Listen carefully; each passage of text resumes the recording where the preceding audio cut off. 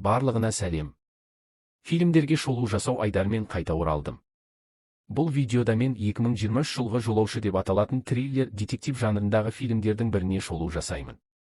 Оқиға желісіне көшпес бұрын, барлығыңызға бақытты және жақсы өлім тілеймін. Көп созбай, оқиға желісіне тікелей көшейік. Фильм қатты қорыққан кішкентай баланың бір көзінен қатты қан кетіп жатқан әйелге зәресі ұша қарап тұрған көрінісінен басталады. Бұл көрініс осы қорқынышты түстен оянған Рэнди есімді жас жігітке ауысады. Таң атып қалғандықтан Рэнди дайындалып үйден шығады. Көп ұзамай ол өзінің жұмыс орнына келеді. Ол ауылдық жерде орналасқан бургерхана болып шығады. Жұмыс басталмас бұрын менеджер Харди бәрін жинайды және біз Бенсон есімді басқа қызметкерлермен, сондай-ақ жұмыста бір-біріне орынсыз жақын жүретін Джесс пен Крис есімді жұппен танысамыз. Харди барлығына өз міндеттері туралы нұсқау береді. Содан кейін Кристі жұмысқа көңіл бөлмегені және орынды лас күйде ұстаған үшін ұрсады. Содан кейін Харди Рэндимен жеке сөйлесуге отырып, оның армандары туралы сұрайды, бірақ оның ешқандай мақсаты жоқ екенін біледі. Содан кейін Харди оның жұмысқа деген ынтасын мақтап, филиалдардың бірінде менеджер лауазымы ашылғанын хабарлайды және ол бұл орынға өте лайықты кандидат екенін айтады. Алайда Рэнди қуанудың орнына сенімсіз болып көрінеді, сондықтан Харди оған ойлануға уақыт беруді шешеді. Рэнди алғыс айтып, жұмысқа кіріскен кезде, Крис олардан мен туралы сөйлестіңдер ме? деп сұрайды. Рэнди жоқ дейді, бірақ Крис мейрамхананың микрофонмен ойнап, қызына әдепсіз сөздер айта бастайды. Бұған ашуланған Рэнди оған қоюды өтінеді, бұл Кристі одан сайын ашуландырады. Ол енді Рэндиді мазақтап, балағаттай бастайды, содан кейін жеуге оған бұзылған бургерді береді. Мұны көрген Бенсон Криске тоқтатуды айтады, бірақ бұзақы оған егер менің ісіме аралассаң, өміріңді тозаққа айналдырамын деп қоғамлыққа көрсетеді. Содан кейін ол назарын қайтадан Рэндиге аударады, ал ол жанжалдан қашу үшін амалсыздан бұзылған бургерді жей бастайды. Бұл көрініс Бенсонды қатты мазалайды. Ол мейрамханадан атылып шығып, бір нәрсе алу үшін көлігінің жүк салғышын ашады. Оқиға күрт өзгереді. Бенсон мейрамханаға мылтықпен кіріп, Кристі атып тастайды. Харди келіп, бұл көріністен шошып кетеді. Зәресі ұшқан ер адам көмек шақыру үшін кабинетіне қарай жүгіреді, бірақ Бенсон оның артынан еріп, оның да өмірін қияды. Содан кейін ол айқайлап жатқан Джесске бұрылып, одан тыныш болуды талап етеді, бірақ ол тынышталмаған кезде оны да атып өлтіреді.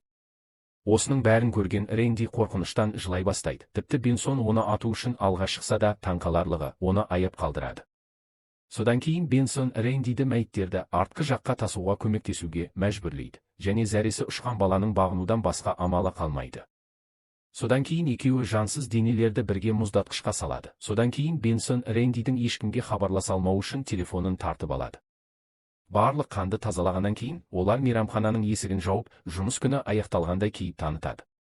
Осыдан кейін Бенсон Рэндиді көлігіне отыруға мәжбүрлейді, содан соң олар кетіп қалады. Жолда ол түскі ауысым басталғанға дейін 5 сағат уақыт барын, және олар полицияға хабарласқанда мұздатқыштағы мәйіттерді табу үшін тағы 1 сағат, ал 3 адам өліміне қатысты не істеу керектігін анықтау үшін тағы 1 сағат кететінін айтады. Бұл оларға кем дегенде 7 сағат береді, сондықтан Бенсон ұсталмай, мейрамханадан барынша алысқа кете алатындарына сенімді. Біраз уақыттан кейін екеуі жол бойындағы асханаға тамақтану үшін тоқтайды. Сол кезде олардың тапсырысын қабылдауға Марша есімді даяшы келеді. Бенсон онымен әңгімелесе бастайды, және оның 20 жыл бойы даяшы болып жұмыс істегенін және 2 баласы барын біледі. Содан кейін ол кенеттен оны өмірін босқа өткізгені үшін қорлай бастайды, және соңғы рет қашан маңызды іс жасағанын сұрайды. Ренжіген даяшы ашуланып кетіп қалады. Бұл Рэндиді таңғалдырады, бірақ Бенсон бұл үлкен мәселе емес екенін, және бәрібір даяшының өміріне әсер етпейтініне сендіреді. Содан кейін ол Рэндиді әлсіздік үшін айыптайды, және 20 жасында оның қаланың кез келген адамынан да аянышты көрінетініне қынжылатынын айтады. Бенсон Рэндидің ерекше екенін, сондықтан оны өлуге дайын болса да аман қалдырғанын айтады.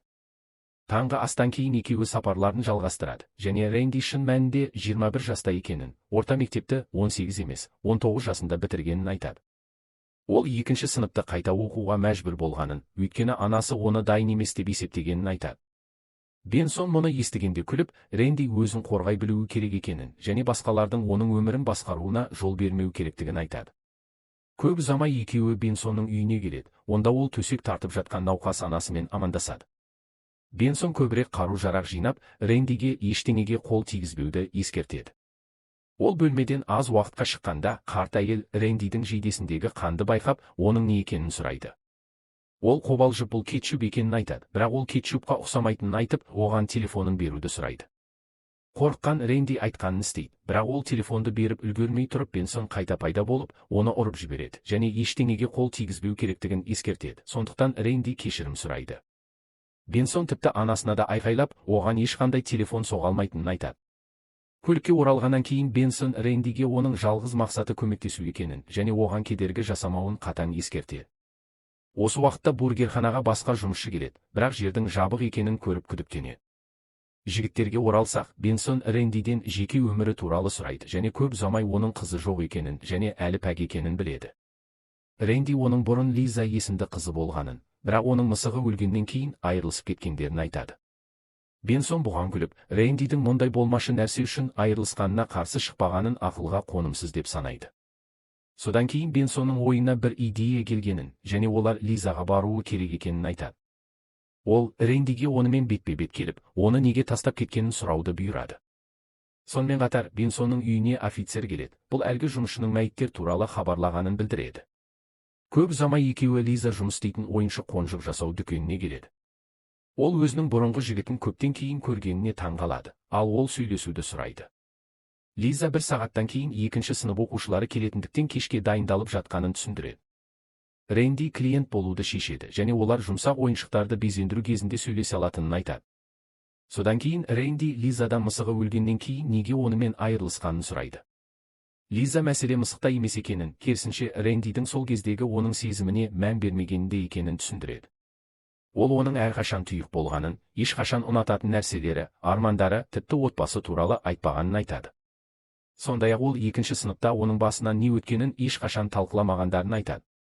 Ол онымен айырылысқанда, Рэнди оны тоқтатуға тырыспағанда, бұл Лизаға өзінің маңызды емес екенін сезіндірген, бірақ Рэнди оның маңызды болғанын айтады. Осы сәтте Бенсон оларға жақындап, Лизадан жұмыстан кейін не істейтінін сұрайды. Рэнди оның қауіпті нәрсе жасауынан қорқып, балалар келмей тұрып тезірек кетуге асықтырады. Бенсон таңқаларлығы оны тыңдайды және олар Лизамен қоштасады. Ол бірдеңенің дұрыс емес екенін сезеді. Олар кетіп бара жатқанда Бенсон Рэндиге Лизаның бұндай әбігерге тұрмайтынын айтады. Бірнеше минуттан кейін Рэндидің телефоны шырылдайды. Бұл оның анасы болып шығады. Сондықтан Бенсон оған жауап беруге рұқсат береді. Анасы өте қамқор болып көрінеді және Рэндиден қайда екенін және кіммен жүргенін сұрайды. Ол Рэндиден кешкі асқа дейін үйге келуін талап етеді және тіпті не кию керектігін айтады. Тұтқаны қойғаннан кейін Бенсон бұл жағдайды оғаш деп санайды және Рэндиге анасының бақылауында болмай, өз шешімдерін өзі қабылдауы керек ересек адам екенін айтады. Осылайша Рэнди ақыры ашылып, Бенсонға екінші сыныпта не болғанын айтып береді.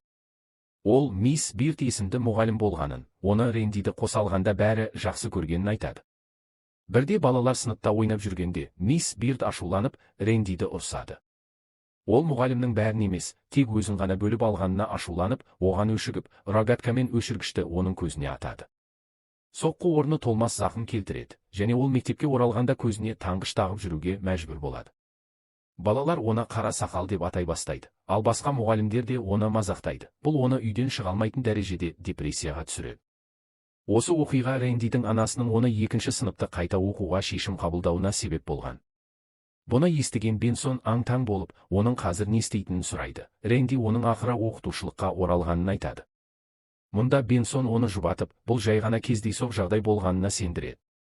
Алайда Рэнди келіспейді және Кристің өзін мазақтауына және бұзылған бургерді жеуіне жол бергеннің себебі бір рет қарсылық көрсеткенде біреудің бүкіл өмірін құртқаны екенін айтады. Мұны естіген Бенсон өзін жаман сезінеді. Сондықтан ол Рэнди өткендегі елестерімен бетпе-бет келу үшін мисс Бирдпен кездесуге баруды шешеді. Көп ұзамай екеуі мектепке келеді. Онда Рэнди одан мұны жасамауды өтінеді. Сондықтан Бенсон оны қатты ұрып жібереді және оған ешқандай реакция көрсетпегенде осылай болатынын айтады. Ол Рэндидің шынайы өмір сүргенін қалайды. Сондықтан олар мұғалімді тауып, оның шынымен Рэндидің өмірін құртуға лайықты ма, жоқ па екенін көруі керек. Содан кейін екі жігіт мектепке кіреді. Онда Бенсон қабылдаушымен сөйлесіп, бүгін сенбі болғандықтан мисс Бирдтің жоқ екенін біледі. Ол мекен-жайын беруден бас тартады. Сондықтан Бенсон ақыры бала кезінде мұғалімнің көзін шығарған Рэнди туралы айтады. Ол ертең қаладан кететіндерін, сондықтан Рэнди кешірім сұрап, бітімге келу үшін онымен соңғы рет кездескісі келетінін айтады. Мұны естіген әйел көмектесуге келіседі және файлдардан мекен-жайды іздей бастайды. Сол кезде мектептен шығып бара жатқан мырза Шепард есімді мұғалім көрінеді және Бенсон оны бірден таниды. Ол оның толық аты Эллиот Шепард ба екенін және оның бастауыш мектепте 3-ші сыныпқа сабақ бергенін сұрайды. Қарт мұны растайды, ал Бенсон досының сонда оқығанын айтады. Мырза Шепард кетіп қалады. Содан кейін қабылдаушы жігіттерге мисс Бирдтің мекен-жайын береді және Рэндиге дұрыс іс жасап жатқанын айтады. Бірақ олар мектептен шыққан кезде Бенсон мырза Шепардқа шабуыл жасап, оны аяусыз ұра бастайды. Бенсонның бұрын оған жамандық жасаған бұл қартқа деген жеке өшпенділігі бар сияқты. Ол тіпті ату үшін мылтық шығарады, бірақ Рэнди араласып, оны тыныштандыруға тырысады. Ол Бенсонға мұның бәрін оған көмектесу үшін жасап жатқанын және мисс Бирдті табуға назар аудару керектігін ескертеді. Таңқаларлығы, Бенсон тыңдайды және екеуі қартты соққыға жығылған және ауыр жарақат алған күйде қалдырып, сол жерден кетіп қалады. Көп ұзамай екі жігіт мисс Бирдтің үйіне келеді, онда ол оларға келушілер үшін кеш екенін айтады. Бірақ ол Рэндиді танып, оны жылы құшақпен қарсы алады, бұл оны сөзсіз қалдырады. Ол оларды үйге шақырады, және олар шай үстінде сөйлесуге отырады. Мисс Бирд Рэндиді көргеніне таңғалады, ал ол оның мекен-жайын мектептен алғанын түсіндіреді. Ол осыдан көп жыл бұрын істеген іс үшін кешірім сұрай бастайды, бірақ оның назары кенеттен оның фотосуреттеріне аударылады, одан оның тұрмыста екенін және қызы барын көреді. Алайда мұғалім ажырасқанын айтады және оған кешірім сұраудың қажеті жоқтығын айтып, жұбатады. Ол бәрінің белгілі бір себеппен болатынын және көзінен айырылғанға дейінгі өмірінің де аса жақсы болмағанын түсіндіреді. Осы уақытта күйзеліске түскен Бенсон жуынатын бөлмеде құсып, өзін тыныштандыруға тырысып жатқаны көрінеді. Басқа жерде мисс Бирд Рэнди үшін алаңдағанын және бұл жағдай оны қатты мазалаған шығар деп ойлағанын айтады. Ол оны ешқашан жек көрмегенін, өйткені 7 жасар баланы жек көру өте шаршататын іс екенін түсіндіреді, және оны көруге келген үшін оның батылдығын мақтайды.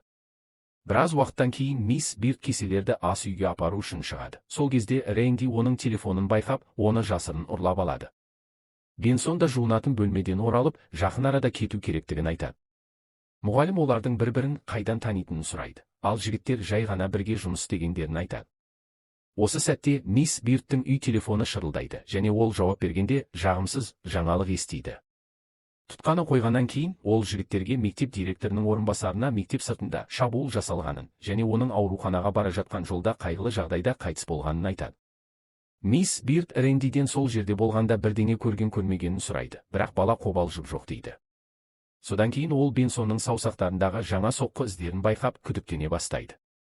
Бұны түсінген Бенсон бірден мылтығын шығарып, оған бағыттайды. Рэнди оны тоқтатуға тырысады, бірақ Бенсон әлгі оңбаған шалдың кесірінен ұсталғысы келмейтінін айтады. Әйел жылап қызы барын айтады, ал Рэнди Бенсонға оны мұнда оған көмектесу үшін әкелгенін ескертеді. Бенсон оның дұрыс айтатынын түсінеді және мұғалімді кепілге алуды ұйғарады.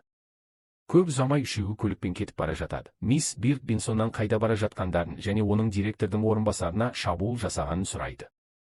Бірақ ол ашуланып, оған үндемеуді бұйырады және оны атып тастағысы келгенін, тек Рэнди үшін аяп қалғанын айтады. Ол Рэндидің бүгінгі эксперименті болғанын, сондықтан оған кейбір нәрселерді шешуге көмектескенін және ол да соның бір бөлігі болғанын айтады. Осы сәтте Рэнди дәретханаға бару үшін тоқтауды сұрайды, бірақ Бенсон бірден бас тартады. Бірақ Рэнди талап ете берген соң, олар ақыры жол бойындағы асханаға тоқтайды. Онда Бенсон оған дәретханаға бару үшін небәрі 2 минут береді. Сонымен Рэнди жуынатын бөлмеге асығады және мұғалімнің телефонын пайдаланып жасырын түрде 911 қызметіне қоңырау шалады. Ол мылтығы бар қорқынышты адамның барын түсіндіріп, мекен-жайды береді. Қоңыраудан кейін Рэнди жеңілдеп, Марша жақындап келген кезде үстелге оралады. Марша Бенсонға басқа адамдардың қиындықтарын білмей, оларды қорлаған үшін қарсы шығады. Басқа даяшы оны тыныштандырып кетуін сұрайды, бірақ Марша кетіп қалуы керек адамның бұл ессіз адам екенін айтады. Ашуланған Бенсон Маршаны атып тастайды.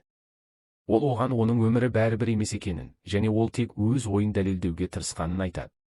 Ол оған одан әрі зиян келтірмес бұрын, Рэнди оған тоқтауды айқайлап айтады және оның істеп жатқан істерінің мағынасыз екенін айтады. Екеуі айтса бастайды. Сол кезде Бенсон кенеттен полиция сиренасын естиді және кім қоңырау шалғанын білуді талап етеді. Ол мұны мисс Бирд деп ойлап, оны өлтірмек болады, бірақ Рэнди араласып, оның орнына иығынан оқ тиеді. Уайымдаған Бенсон Рэндидің жағдайын тексеруге асығады және неге бұлай істегенін сұрайды. Ол оны атқан үшін кешірім сұрайды, ал Рэнди полицияға өзі хабарласқанын айтып, досының опасыздық сезінуіне себеп болады.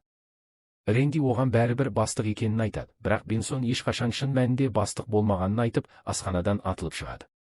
Полиция оған жерге жатуды бұйырады, бірақ Бенсон мылтығын шығарады. Соның салдарынан оған бірнеше рет оқ тиіп, ол қайтыс болады. Рэнди бұл көріністі қорқынышпен бақылап тұрады. Біраз уақыттан кейін біз Рэндидің мисс Бирдтің үйінде оның қызын бағып отырғанын көреміз. Ол қазір жақсы болып көрінеді. Көп ұзамай оған анасы телефон соғып, кешкі асқа келетін келмейтінін сұрайды, бірақ ол достарымен бірге екенін айтып, бас тартады. Содан кейін мұғалім оған еңбекақысын береді, ал Рэнди оған алғыс айтып үйден шығады. Фильм кішкентай қыздың ойыншықтар коллекциясындағы Рэнди мен Бенсонның сауда орталығында бірге безендірген екі жұмсақ ойыншығын көрсетумен аяқталады.